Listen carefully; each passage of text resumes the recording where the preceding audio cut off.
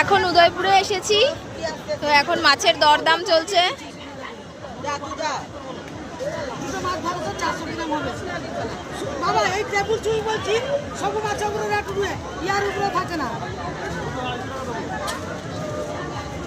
দুটো পমফ্রেট 250 হবে না?